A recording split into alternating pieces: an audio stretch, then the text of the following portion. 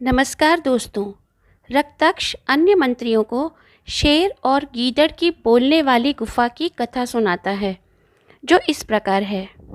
नमस्कार दोस्तों, पंचतंत्र की एक और कहानी में आपका स्वागत है। हमारी आज की कहानी का नाम है शेर और गीदड़ की बोलने वाली गुफा। एक विशाल जंगल था। उस जंगल में खरनक नाम का शेर रहता था। वो शेर जंगल के जानवरों को मारकर अपनी भूख मिटाता था। एक बार उसने शिकार करने का बहुत प्रयत्न किया, किंतु उसके हाथ कोई भी शिकार नहीं आया। अब वो भूख से परेशान हो गया था। धीरे धीरे सूरज डूबने लगा। शेर जिस जगह शिकार करने का प्रयत्न कर रहा था, वहीं पास में एक गुफा भी थी। खरनक शेर उस गुफा में चला गया और सोचने लगा, इस गुफा में कोई ना कोई जानवर अवश्य रहता होगा और वो शाम को अपनी गुफा में जरूर आएगा, और जैसे ही वो गुफा में प्रवेश करेगा, मैं उसका शिकार कर लूंगा और मेरी भूख मिटा लूंगा। जब तक वो जानवर इस गुफा में नहीं आ जाता, तब तक मैं यही आराम करता हूं। वो गुफा एक गीदड़ की थी। उस गीदड़ का नाम दधीपुच्छ था। शाम होने पर गीदड़ अपनी गुफा के पास आ गया, और जैसे ही वो गुफा में घुसने वाला था, उसने देखा गुफा के पास शेर के पंजों के निशान हैं। शेर के पंजों के निशान गुफा के अंदर जाने के तो हैं, परंतु गुफा से बाहर निकलने के नहीं है। दधीपुच्छ नामक गीदड़ समझ गया कि उसकी गुफा में कोई शेर गया तो है, परंतु वो वापस आया कि नहीं, इसका पता कैसे चलेगा। गीदड़ ने उपाय सोच लिया। वो गुफा के पास गया और जोर से बोलने लगा, मेरी बोलने वाली गुफा, आज तू शांत क्यों है? तूने मुझसे कहा था कि अगर मैं लौट आया तो तू मुझसे बात करेगी। तू मुझसे बात क्यों नहीं कर रही है?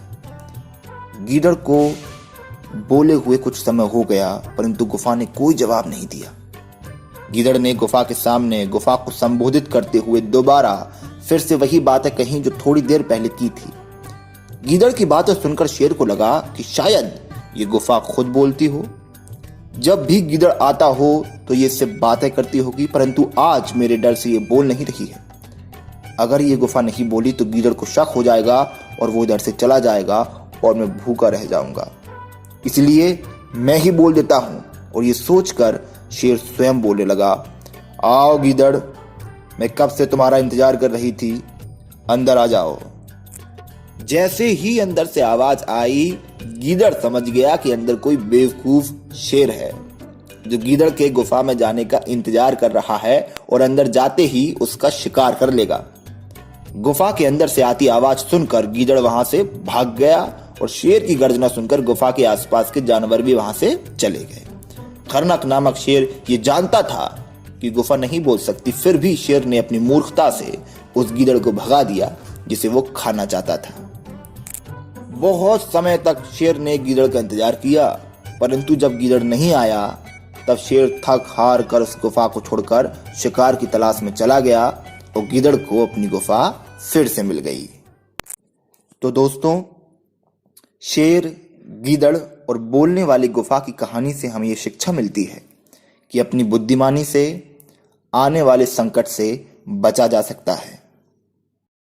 तो दोस्तों, रक्ताक्ष शेर और गीदड़ की बोलने वाली गुफा की कथा सुनाने के बाद कहता है, जो पहले ही अनागत काम करता है वह शोभा पाता है, जो ऐसा नहीं करता उसे सोचना पड़ता है।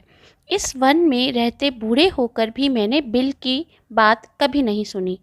यह मानकर तुम भी मेरे साथ चलो। यह कहकर अपने परिजनों और अनुयायियों के साथ रक्ताक्ष दूर देश चला गया।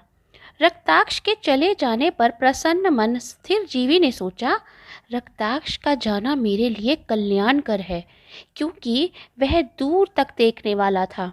ये सब बेवकूफ़ हैं, इन्हें अब मैं सुखपूर्वक मार सकूंगा। कहा भी है, जिस राजा के पुश्तैनी मंत्री दीर्घदर्शी नहीं होते हैं, उस राजा का शीघ्र ही नाश होता है। यह सोचकर अपने घर वह प्रतिदिन गुहा जलाने के लिए एक एक वन काष्ठ इकट्ठा करने लगा। वे मूर्ख उल्लू यह नहीं जानते थे कि लकड़ी का वह ढेर उनके जलाने के लिए बढ़ रहा है। अथवा ठीक ही कहा है, भाग्य का मारा आदमी दुश्मन को दोस्त बनाता है, मित्र से द्वेष करता है और उसका नाश करता है, शुभ को अशुभ मानता है और पाप को कल्याण कर। घोंसला बनाने के बहाने किले के फाटक पर लकड़ियों का ढेर इकट्ठा हो जाने पर, सूरज उगने के साथ ही उल्लुओं के अंधे हो जाने पर स्थिर जीवी ने जल्दी से मेघवर्ण के पास जाकर कहा, स्वामी, मैंने दुश्मन की गुफा जलाने लायक बना दी है। आप अपने परिवार को इकट्ठा करके एक एक जलती वन की लकड़ी लेकर गुफा के फाटक पर उस घोंसले में डालिए, जिससे वे सब शत्रु कुंभी पाक नरक के समान दुख से मरे।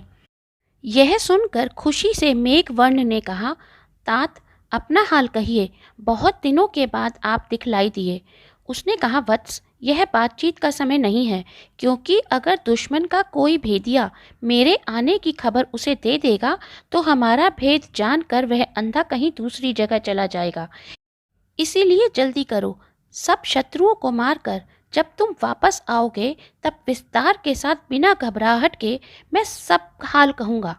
उसकी बात सुनकर परिजनों सहित मेघवर्ण ने एक एक जलती हुई लकड़ी का टुकड़ा अपनी चोंच में लेकर गुफा के दरवाजे पर आकर स्थिर जीवी की कुलाई में डाला। इसके बाद दिन के अंधे उल्लू रक्ताक्ष की बात याद करते हुए फाटक के रुकने के बाहर निकलने में असमर्थ होकर गुफा में ही मर गए।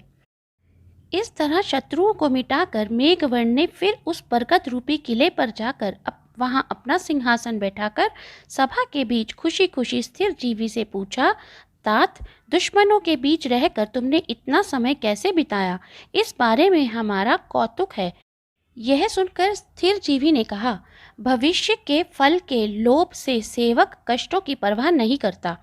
कहा भी है, भयभीतों को जो जो रास्ता हितकर होता है उस रास्ते पर भयंकर होते हुए भी अपनी निपुण बुद्धि के अनुसार चलना चाहिए।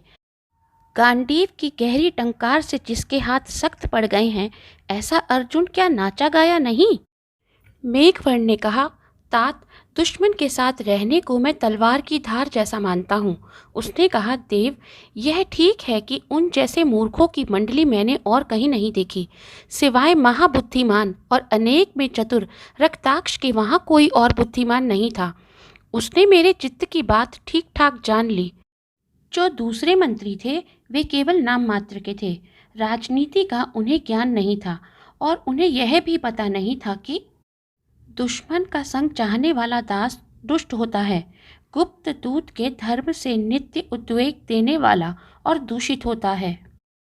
पथपरहेजी करने वाले को कौन रोग नहीं सताते। कुटिलता आदि मूर्ख मंत्रियों को कहाँ आती है। लक्ष्मी किसको घमंडी नहीं बनाती, मृत्यु किसे नहीं आती। लोभी का यश नष्ट हो जाता है, खल की मित्रता नष्ट हो जाती है, नष्ट क्रिया वाले का कुल, धन पैदा करने वाले का धन, व्यसनियों का विद्यावल, कंजूसों का सुख और अभिमानी मंत्री वाले राजा का राज्य नष्ट हो जाता है। हे राजा, आपने यह जो कहा है कि मैंने दुश्मन के साथ 80 धारा व्रत का पालन किया है, उसका मैंने स्वयं अनुभव किया है। कहा भी है, अपमान को आगे करके और मान को पीछे करके बुद्धिमान अपना स्वार्थ साधता है। स्वार्थ छोड़ना मूर्खता है। बुद्धिमान समय पर दुश्मन को कंधे पर चढ़ाता है। बड़े काले सांप ने बहुत से मेंढकों को मार डाला था। मेघवर्ण ने कहा, यह कैसे? स्थिर जीवी तब उसे मेंढक और काले सांप की कथा सुनाता है। तो दोस्तों, मेंढक और काले सांप की कथा हम आपके लिए जल्द ही लेकर आएंगे। तो दोस्तों, अगर आपको ये कहानी पसंद आई तो इसे लाइक कीजिए और कमेंट करके बताइए। अगर आप हमारे चैनल पर नए हैं तो इसे सब्सक्राइब कीजिए और इसी तरह की और भी अच्छी कहानी सुनने के लिए हमारे साथ बने रहिए। Thank you.